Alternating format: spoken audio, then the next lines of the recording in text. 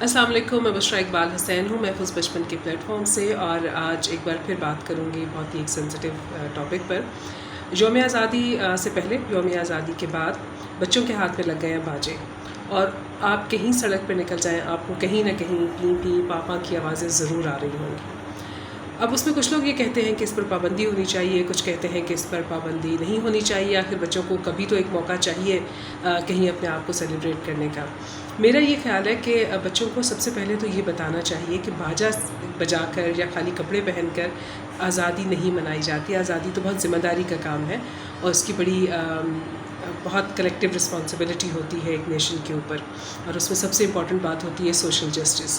तो पेरेंट्स और टीचर्स के ऊपर ये ज़िम्मेदारी है, मीडिया के ऊपर ये ज़िम्मेदारी है कि अपनी यूथ को, अपने बच्चों को एक तो इस बारे में बताएं।